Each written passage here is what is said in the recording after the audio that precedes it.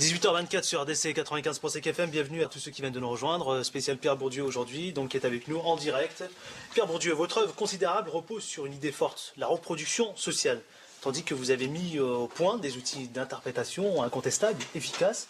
Bref, expliquez-nous tout, à nous qui ne sommes pas forcément pas des familiers de vos œuvres, de votre œuvre. Qu'est-ce que l'inégalité sociale et pourquoi existe-t-elle? Et d'une certaine manière, à quoi sert-elle et comment finit-elle donc par se légitimer? Vaste problème. Oui. Mais c'est légitime. Hein. L'inégalité, ça sert à quelque chose? Alors ça, c'est un très gros problème. C'est très discuté, très difficile. Alors je commence par ce que vous avez dit, la reproduction sociale. La reproduction sociale. En fait, une chose, me semble-t-il, importante que j'ai essayé de montrer, c'est que le monde social n'est pas une espèce de mouvement perpétuel, de changement permanent.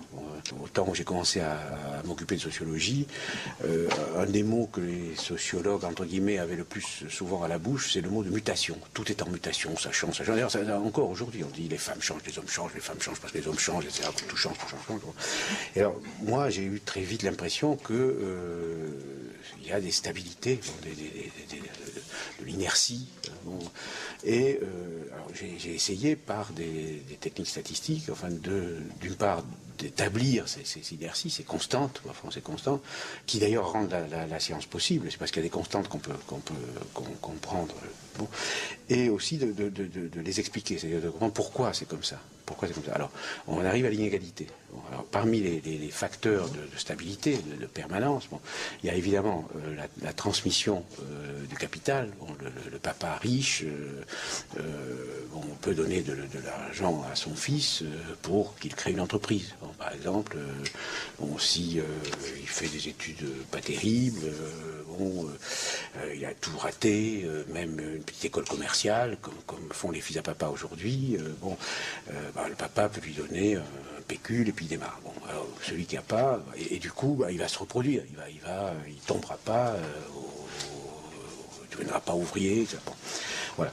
Alors, mais aujourd'hui, de plus en plus, il y a une autre forme de capital. Laquelle qui est ce que j'appelle le capital culturel, c'est-à-dire alors c'est quoi le capital? C'est plus difficile à définir. Bon, c'est d'abord la langue, c'est une certaine maîtrise de la langue.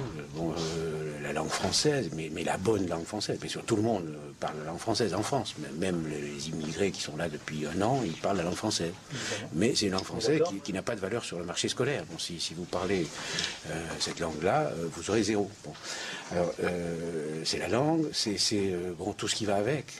C'est ce qui s'acquiert dans les familles cultivées. C'est ce qui s'acquiert en écoutant papa raconter des histoires, en lisant les livres, en allant, même les livres d'enfants, etc. Bon, alors ça, c'est un capital, c'est-à-dire ce sont des ressources rares, inégalement distribuées. Il y en a qui en ont plus que d'autres, et qui, du fait de cette inégalité de distribution, donnent des profits. Bon, c'est des profits de rareté. Si tout le monde avait la même quantité, si tout le monde parlait parfaitement le français, sans accent, il n'y aurait aucun mérite à parler français, donc ça n'aurait pas d'effet. Bon. C'est parce qu'il y a des différences que ça paye de bien parler le français. Par exemple, un très beau travail qui a été fait par une sociologue américaine qui a montré que les enfants de classe moyenne, comme disent les Américains, ça veut dire bourgeoisie, les enfants de la bourgeoisie, savent bien donner à la maîtresse ce qu'elle veut. Bon, ils savent, parce qu'ils sont du même milieu, leur maman fait pareil, etc. Alors la maîtresse leur dit mon chéri, mon mignon, mon poussin, etc. Alors ils sont contents, ils savent, et du coup, ils sont bien vus, comme on dit, et ils ont de bonnes notes, et donc ils sont contents, donc ça, voilà. Donc il y a ça, il y a les facteurs qui tiennent au fait qu'il y a des pré-savoirs qui ne sont pas nécessairement scolaires, qui sont aussi importants. C'est comment se tenir, comment arriver, ne pas jeter le cartable par terre, etc. Tenir son cahier propre, etc. Bon, voilà. Il y a ça. Et alors l'autre chose aussi, c'est assez lié à ça, c'est notre facteur, c'est à capital culturel égal. Il y a un autre facteur d'inégalité, c'est la bonne volonté à l'égard du système scolaire. Alors, ce que on appelle la docilité. Docilité, c'est le mot qui vient du latin. Docilis, ça veut dire qui se laisse instruire. Alors, par exemple, la différence de réussite entre les filles et les garçons au niveau élémentaire, me semble-t-il.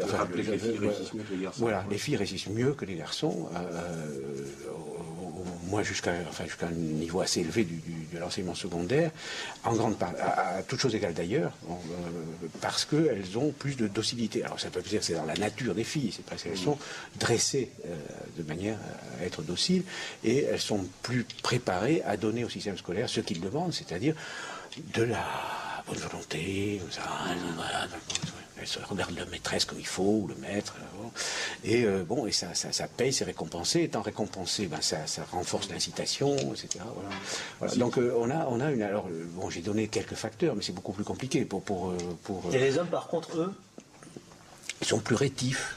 Ils ont du point d'honneur. Enfin, en ce sens, c'est plus dur pour eux. Bon, enfin bref, ce serait long. Là, je vais dire des choses trop simples et qui risquent de paraître fausses. Mais voilà. Alors, le capital culturel est un élément très très important, et je pense qu'aujourd'hui, de plus en plus, dans les sociétés contemporaines, développées, mais même les autres, la reproduction des inégalités se fait de plus en plus à travers la transmission du capital culturel.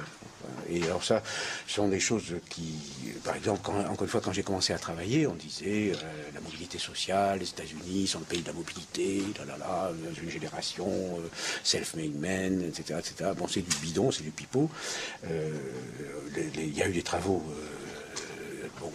en partie inspirés par ce que j'ai fait ici en France, qui ont montré qu'aux États-Unis, les inégalités liées au capital culturel sont encore plus grandes qu'en France, dans la mesure où l'accès aux grandes universités est doublement contrôlé par le capital, d'une part par le capital économique, parce que les études valent très cher, et d'autre part par le capital culturel, parce que comme ici, ça se transmet à travers les familles. Bon, c'est pareil au Japon. Une étude a été faite par un de mes élèves à l'université de Todai, où on trouve les fils de samouraïs. Voilà.